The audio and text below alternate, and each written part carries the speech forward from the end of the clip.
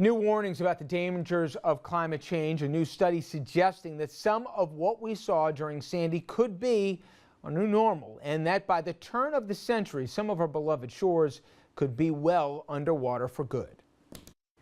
And for more on this, we're very pleased to be joined by Dr. Kenneth Miller. Miller is Distinguished Professor in the Department of Earth and Planetary Sciences at Rutgers University.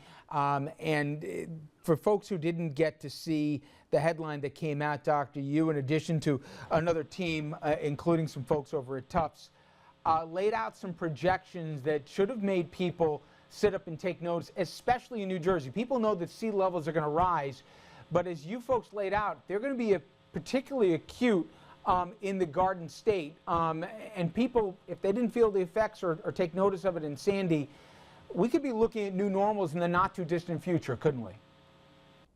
Yes, we could, Rich. We are looking at a rise in sea level, certainly even by 2050, of about 1.5 feet on the New Jersey shoreline.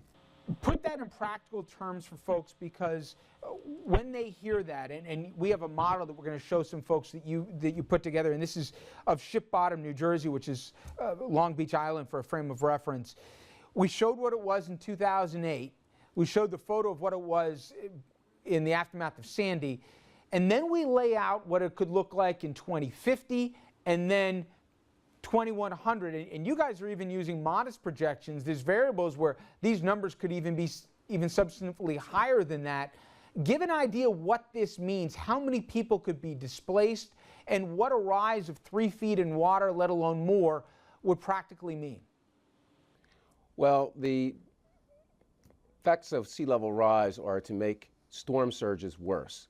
And so if you put sea level up 1.5 feet by 2050, the storm surge that would occur with a normal, every run-of-the-mill, say, storm that comes every 10 years, the so-called 10-year storm, or has a 10-year recurrence interval, would have had the flooding power at Atlantic City that Sandy did.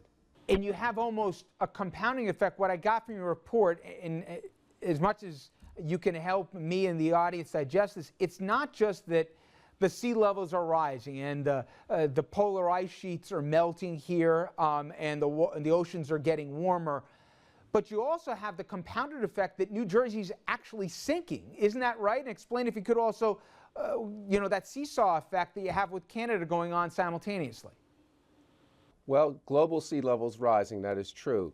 Currently, the effects of sea level rise on the New Jersey shore, the global is only half of the component of the sea level rise. It's also the fact that New Jersey is sinking due to two effects.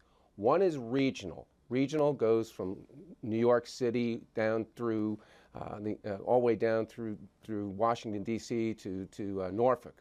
And that whole region's sinking. About a quarter of the effect is due to this regional sinking. And that's what you alluded to with the seesaw. 20,000 years ago, there was a very thick ice sheet in Canada. That weighed down the Earth. When that ice sheet melted by 10,000 years ago, the Earth is bouncing up. It is moving up. But if something's going up, like on a seesaw, something's going down. And we are going down. And that's the regional effect.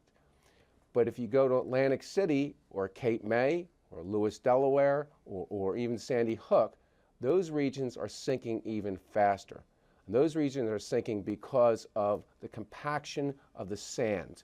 We all go to the beach, and we know as we step on the beach, the sand moves down a bit.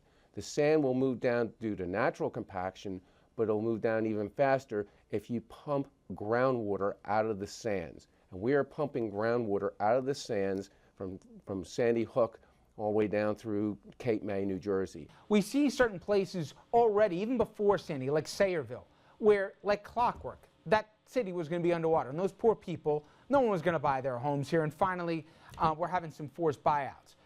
Project that further. When you look at the map and where New Jersey goes in the next 35 to 50 years, will there be more places like Sayreville where it just doesn't make sense to build because they're going to be underwater so often, especially where I also saw in your report, while we see Sandy, the likelihood of storms of intensity of Sandy only go up because of the volatility of all the things we already talked about. Do a lot of seaside communities almost become uninhabitable in the not too distant future? Rich, absolutely. We will see more communities like Sayreville. But just let's put Sayreville into perspective. This is a cost-benefit decision. We could have built a dike to protect Sayreville. The Dutch have lived beneath sea level for 500 years. It becomes how much do we want to spend to protect a community like Sayreville. The decision was made that buyouts were more cost-effective considering the value of the real estate. But if we go to New York City, if we go to Queens, we basically have to adapt. We can't abandon much of those areas. We must protect. Hoboken must be protected. There are areas along the Jersey Shore where it will make sense to abandon. There are areas throughout the eastern part of the United States that should be abandoned. And I don't want to pick on North Carolina, but Highway 12 is costing a tremendous amount on the Outer Banks to maintain. That highway will be untenable in the future, and a decision will have to be made to either really bulwark it like the Dutch do or abandon it. So the decision really is one for planners and policymakers to consider the value of the real estate and what it will cost to protect. Your Jersey Shore home, do you think your grandkids are going to be able to enjoy it in the same way that you do and your kids do now? We're going to look at a different Jersey Shore and a different pattern in the future. I hope my grandkids are able to enjoy our shore house, and I think they will. We've already been elevated on pilings to 9 feet above the 7-foot flood mark, so we're already that 11 feet. I said you had to go. We're at 8 feet above that.